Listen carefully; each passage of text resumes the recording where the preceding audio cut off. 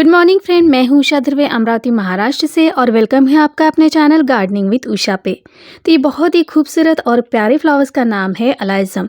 तो ये बहुत ही देखिए बंचेस में खिलता है और एक ही ब्रांचेस में इसकी कलियाँ बनती जाती है और इस तरह फूल पूरे खिलने तक ये बहुत दिनों तक एक ही ब्रांच पे बहुत सारी फ्लावरिंग इस पर होती है।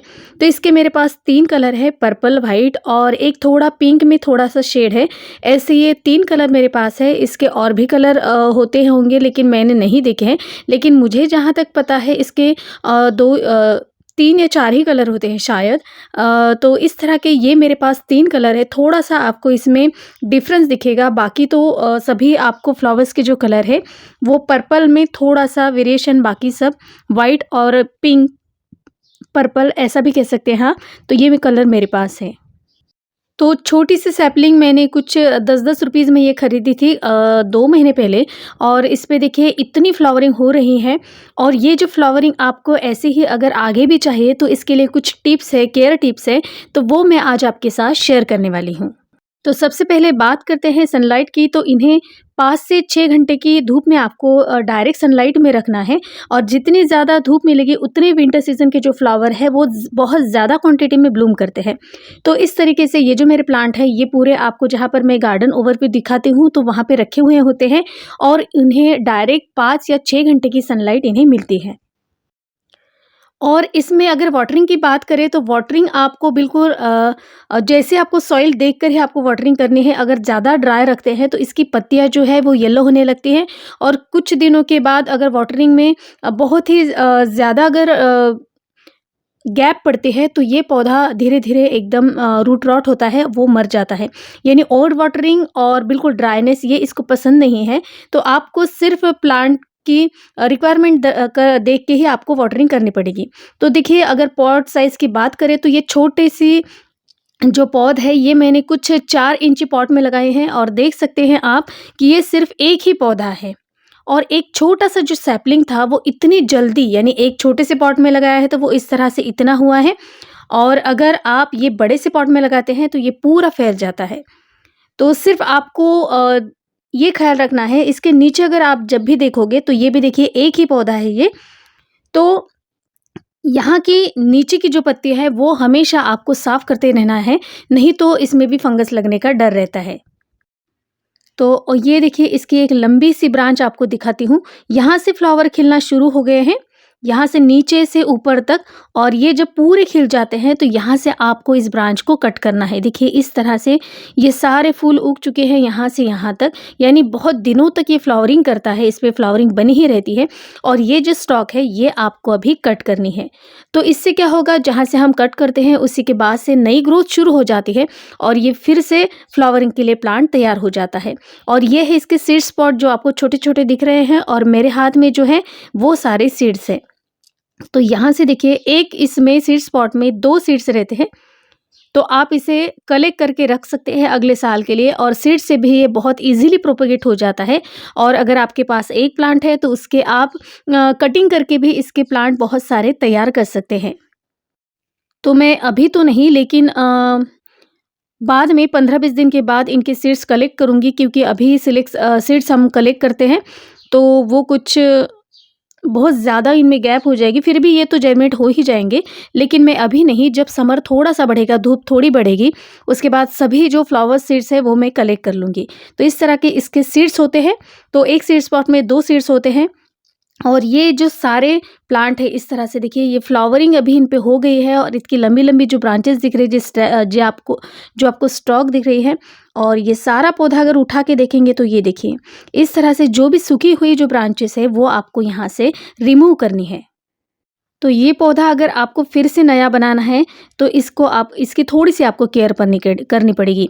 और इसकी जो ब्रांच है देखिए ये इतनी से हम ये हुई कटिंग और यहाँ से ये हुई एक कटिंग।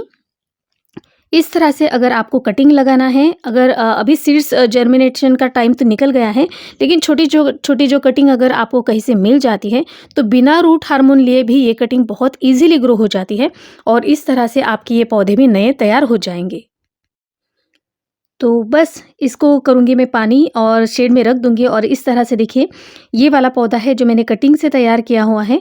अभी यहाँ से मैं इसे पिंच कर दूँगी ऊपर से, फिर इस पे भी फिर से फ्लावरिंग शुरू होगी। तो ये सारे जो प्लांट हैं मैंने इसी तरह से छोटी-सी सैपलिंग लाई थी और उसके बाद देखिए अब ये कुछ 1 डेढ़ महीने बाद का ये रिज़ल्ट है। और बस आपको यहाँ से जितनी भी ब्रांचेस लंबी-लंबी ब्रांचेस जो है वो आपको इस तरह से कट करनी होगी।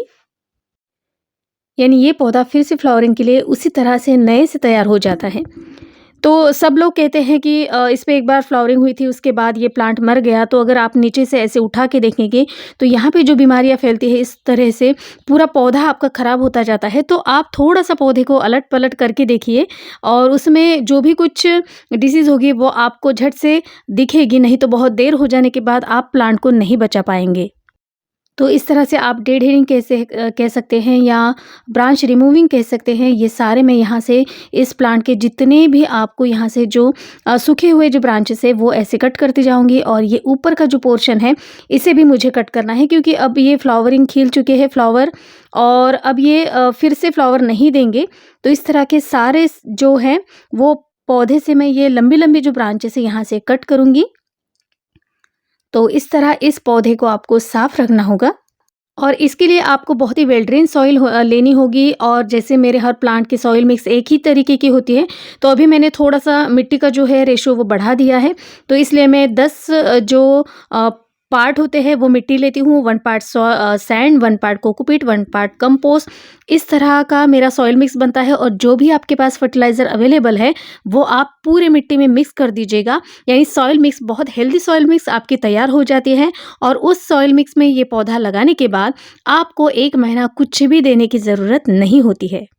तो सब कहते हैं कि इतने सारे पौधों की देखभाल और फर्टिलाइज़र आप कैसे करते हैं? तो बहुत ईज़ी और सिंपल तरीका है मेरा। और ये देखिए हमारा प्लांट फिर से फ्लावरिंग के लिए तैयार हो चुका है और इस तरह से कट करने के बाद इसे आपको फर्टिलाइज़र देना है। तो गुड़ाई करेंगे तो देखिए मेरी सॉइल बहुत ही वेल ड्रेन है और इससे कुछ ज़्यादा मुझे गुड़ाई करते वक़्त ज़्यादा तकलीफ़ नहीं होती, बहुत ईज़िली इसकी गुड़ाई भी हो जाती है, क्योंकि मेरी जो मैंने सॉइल मिक्स बनाई है वो बहुत ही वेल ड्रेन है। तो इस तरह से गुड़ाई करने के बाद इसमें अब मैं डालूँगी फर्टिलाइज़र और ये मिट्टी देखिए कितनी सॉफ्ट और पोरस है। थोड़ी-सी यहाँ पर जगह बनाएँगे क्योंकि अब मैं इसे डालने वाली हूँ ड्राई फर्टिलाइज़र। चलिए अब देखते हैं कि कौन-सा ड्राई फर्टिलाइज़र देती हूँ, तो यही वो फर्टिलाइज़र है। तो देखिए ये है 2 मुट्ठी कंपोस्ट, 1 मुट्ठी बोन मील, 1 मुट्ठी नीम खली और थोड़ा-सा सीवीड, आधा चम्मच कह सकते हैं पोटेशियम ह्यूमेट होगे तो, इप्सम सॉल्ट आधा चम्मच, डीएपी आधा चम्मच और फंगिसाइड आधा चम्मच। ये सारा मिक्स करके मैं इस तरह से सारे प्लांट में देखिए इस तरह से ये मैंने सारा मिक्स करके रखा हुआ है।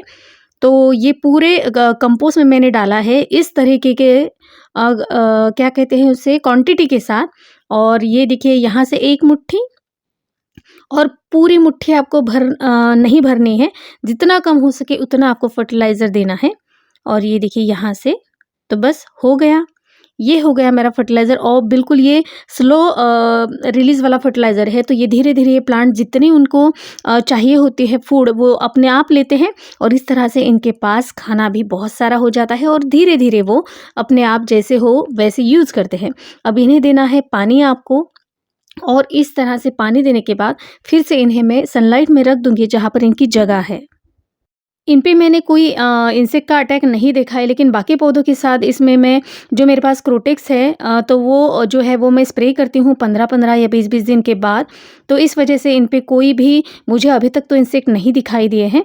और ये सारे देखिए प्लांट अभी इनकी मुझे फिर से जैसे मैंने कहा है कि ब्रांचेस इनकी कट करनी पड़ेगी और बाद में ये फिर से फ्लावरिंग करेंगे।